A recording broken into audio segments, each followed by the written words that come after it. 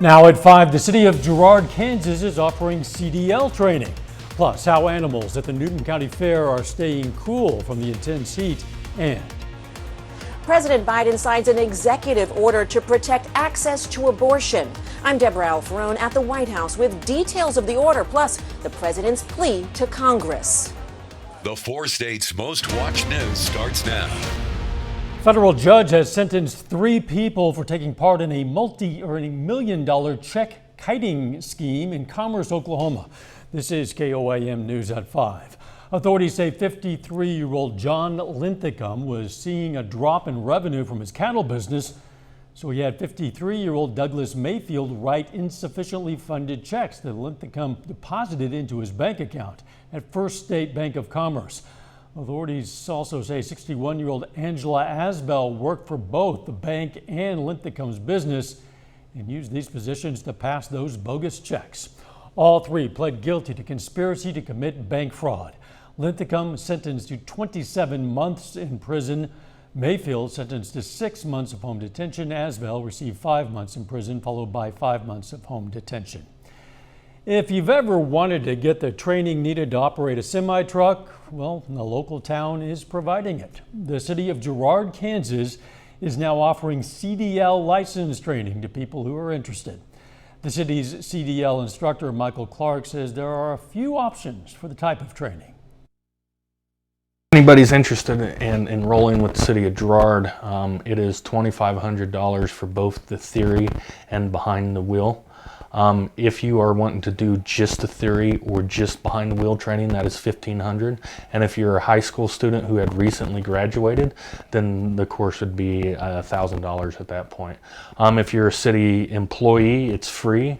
And if you're an immediate family member of a city employee, then I believe it's $500.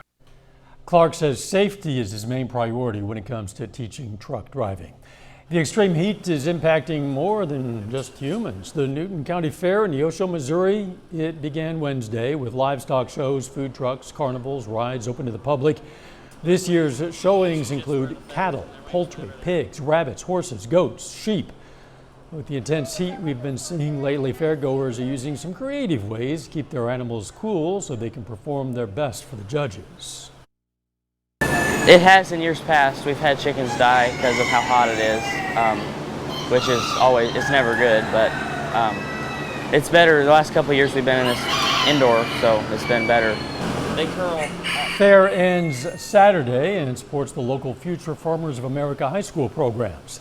At 6, we're going to hear more from other FFA members attending the fair. The good news is the thermometer at least heading in the right direction. Nick Kelly. And that's thanks to a cold front that's sweeping on through Dow. It even gave some of us some rain and thunderstorms, certainly during the morning hours, but now we're just seeing a lot of quiet skies from our vantage point at 7th and Range Line.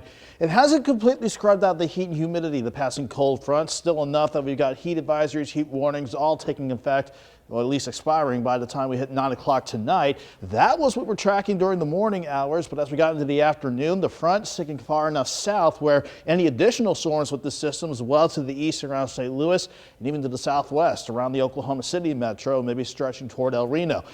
Otherwise, temperatures are still kind of hot, mid to upper 90s across much of the area. The humidity is still up there too. It's trying to push it near 110 in a couple of spots, but with dry air coming in behind the front, we'll fall through the 90s, 80s, and down into the lower 70s to get our Saturday morning started down. We'll see how long we can get this break from the heat and humidity coming up in a bit. See you then.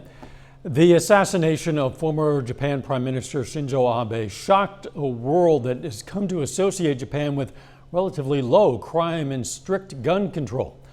Abe was shot today while giving a speech. The suspect, who was arrested at the scene, had allegedly built his own weapon. Abe had been Japan's longest serving leader when he resigned in 2020. President Biden announced new actions today to protect access to abortion in response to the recent Supreme Court ruling overturning the Roe v. Wade decision that legalized abortion nearly 50 years ago. Deborah Alfarone reports from the White House.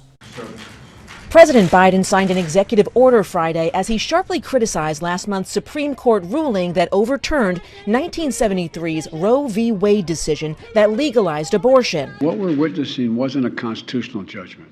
It was an exercise in raw political power. The president directed Health and Human Services to protect access to abortion medication and to ensure emergency medical care for pregnant women and those experiencing pregnancy loss. The order also directs agencies to educate medical providers and insurers about how and when they're required to share privileged patient information with authorities. Abortion rights advocates fear that information could be used to prosecute women who have the procedure. And the president is asking the Federal Trade Commission to take steps to protect the privacy of those seeking reproductive care online.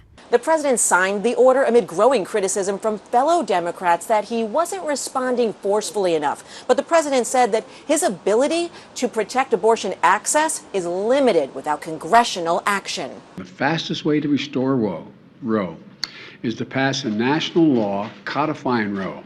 Go out and vote. Well, for God's sake, there's an election in November. Vote, vote, vote, vote. Since the court's ruling, at least 10 states have enacted a near-total ban on abortion.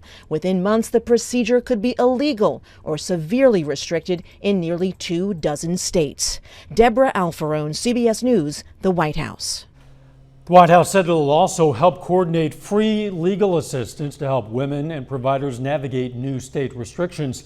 And some private companies are offering transportation assistance to women, their employees who are forced to cross state lines to terminate a pregnancy.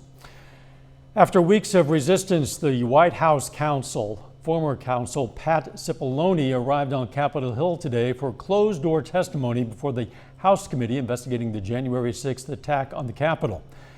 The ex-White House aide Cassidy Hutchinson testified last month that Cipollone was among the handful of people who spent time with former President Trump as he watched the Capitol riot unfold on television.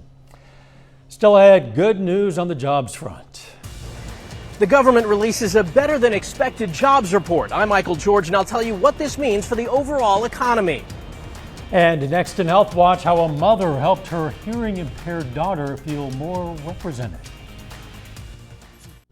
Topping today's Health Watch, public health officials can detect COVID outbreaks sooner by testing sewage.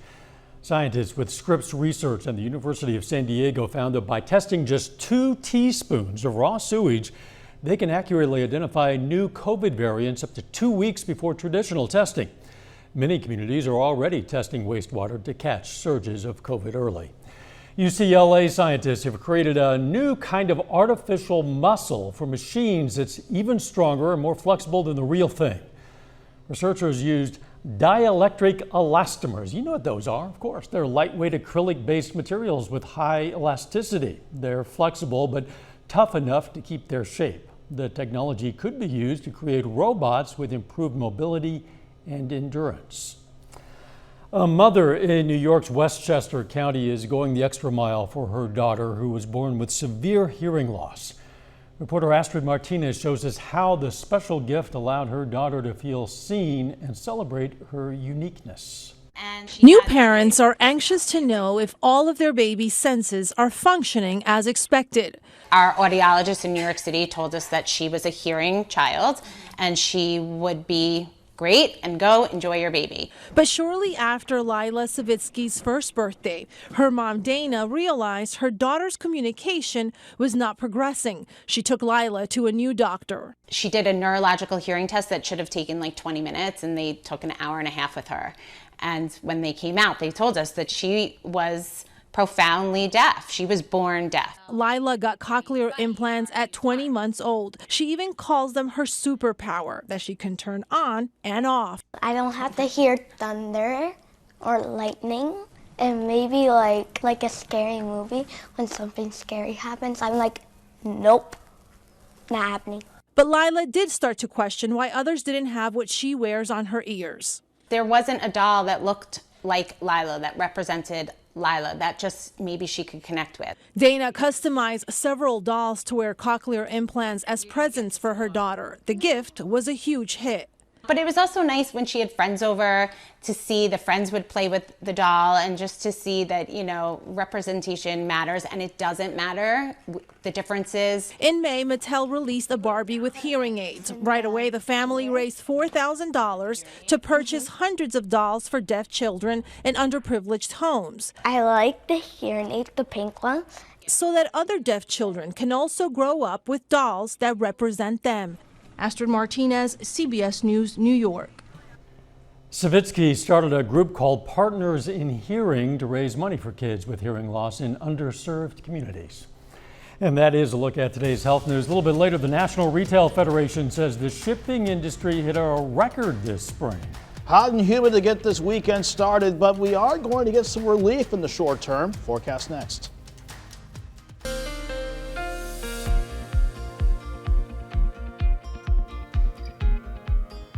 It's about time we had a cold front roll on through today. Gave us some rain and storms to start the morning out, but it hasn't given us quite a break from the heat and humidity just yet. You can see how, just like yesterday, we were running things pretty hot after a highs in the triple digits the other day, lower in the middle 80s this morning for a very warm start, and then still hovering just near 100 degrees for official highs so far today.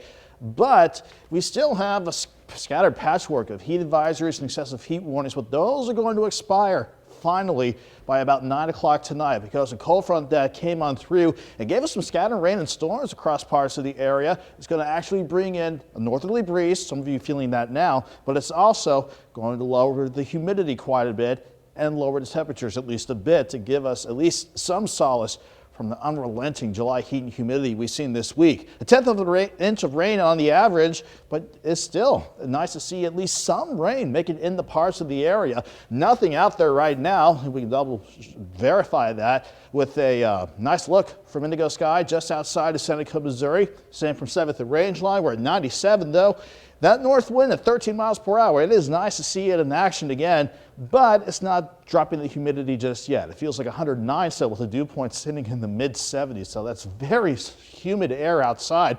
With that working together with temperatures in the mid 90s for most of us, that's pushing heat indices between 102 and 110. Ultimately though, we're going to fall through the 90s. 80s down to the lower 70s tonight underneath quiet skies. Quiet skies as our cold front and the northerly breeze continue to sink on in. In fact, here's where the front is right now. You can see it scattered across western parts of Oklahoma, at least the thunderstorms along the front. But this is what's going to give us a little bit of a break, not to mention the brunt of the upper level ridge, another big culprit for the heat and humidity, finally breaking down a little bit and shifting back to the south and southwest. So it might be hot, it might be humid again to start the evening out. However, that northerly breeze will continue to pump in drier air and result in lows back in the lower 70s. And thankfully, temperatures will do a lot better tomorrow. Underneath mostly sunny skies, that drier air is really going to help us out with temperatures. In fact, I think this might be the first time in a while I've said highs. Well, those numbers aren't right. I apologize for that. But these are the numbers that I'm expecting for tomorrow. Mid to upper 80s, maybe some spots near 90 in northeast Oklahoma. That would be a welcome change of pace for sure. We'll drop back into the upper 60s for your Sunday morning. And then we'll have to climb back near the lower 90s for your Sunday afternoon. And again, feels like temperatures will be just about the same, that since the humidity will be quite lower compared to what we've seen over the past several days. The heat's going to temporarily build back in as we go into Sunday and Monday. In fact, I think we'll be in the upper 90s on Monday. Then another good cold front could give us a few storms Tuesday, but Tuesday and Wednesday, that jet stream nearby, that is going to help us out by keeping low temperatures, highs around 90 Tuesday and Wednesday. And then we'll have to see the heat roar back in by Thursday and Friday of next week. But the morning lows down, those are going to be a big improvement too. 67 for Sunday morning, for example, upper 60s for Wednesday and Thursday morning of next week. It's about time. Yes, it is. Getting closer to normal for this time of year. And how, for sure. Thanks, Nick. Hey, we have a big update on our More Power project. Today, we put up the antenna for KFJX at the very top of our tower. You see it there with the flag. That gets us very close now to the point where we can boost the transmitting power for both KFJX and KOAM TV. We are excited about this. Keep an eye on our social media for updates on when the new signal goes live. You can check out the progress anytime also on our website. It's KOAMnews.now.com/power. We're almost there. Coming up, a better than expected June jobs report. First, though, we honor a local veteran. Alan Smith served in the U.S. Army from 1943 to 1945.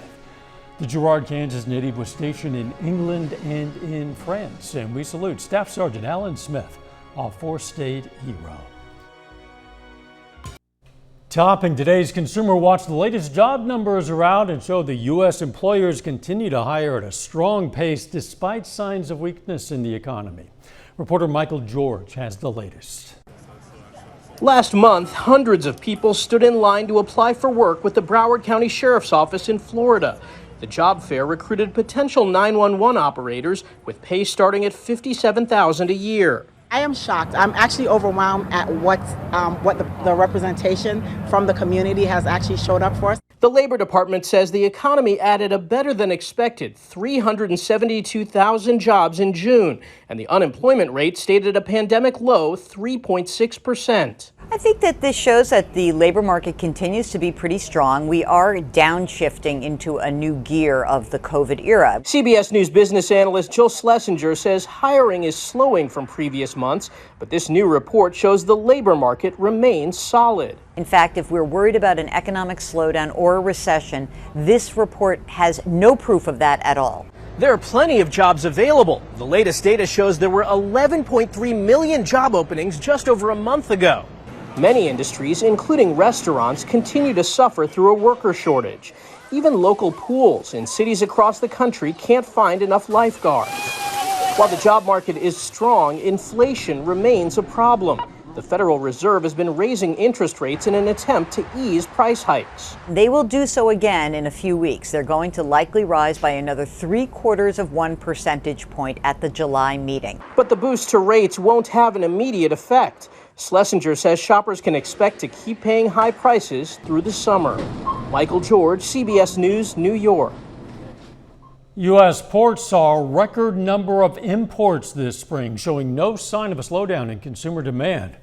According to the National Retail Federation, or NRF, U.S. ports handled 2.4 million containers in May.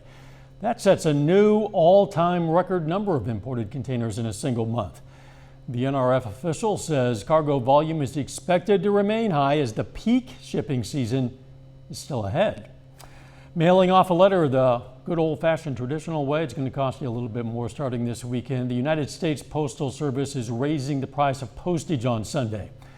It's going to cost you 60 cents to buy a first-class mail forever stamp. That's a 2-cent per stamp rise. The prices for domestic postcards and sending an international letter are also going up. The USPS points to inflation and increased operating expenses as the reasons for the price hike.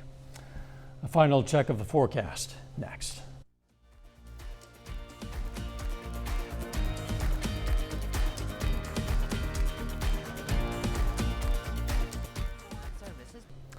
Coming up on the CBS Evening News, Steve Hartman has the story of a dog making a name for himself by walking on just his hind legs. Then on KOAM News at 6, Missouri health officials confirmed the state's first case of a rare brain-eating amoeba in 35 years. Yeah, plus the Wildcat Glades Friends Group hosts a rummage sale fundraiser, and we're going to have more on how Newton County Fair officials are keeping the animals cool during this intense heat. Stay with us. CBS Evening News and then KOAM News at 6. Speaking of cool animals, different sort, this social media star wins fame not through looks or jokes. Simba the baby goat has won over the web for this very obvious reason: his astonishingly long ears. They are 22 inches long and they're growing. The tawny-coated kid goat has attracted thousands of followers on YouTube and other channels since he was born last month in Pakistan. When Simba was born, his ears were 19 inches long. They have grown another 3 inches in just over a month, and they are showing no signs of stopping. Ears today, grown tomorrow. Don't trip over those things. It's amazing, huh? Shouldn't have a problem hearing anything. I wouldn't think, no. Gets down close to the ground. It's going to be cooler a bit. That's welcome relief. Yeah, and lower humidity too. That's another welcome sign that will welcome Dow. Highs are 89 tomorrow, lower humidity. That's probably the pick day of the weekend. Back to 92 on Sunday, 97 on Monday, but then another front will drop us back near 90 Tuesday and Wednesday. Thanks for joining us. CBS Evening News is next, and of course, we're We're going to be right back here for KOAM News at 6. See you then. Let's make it a great evening.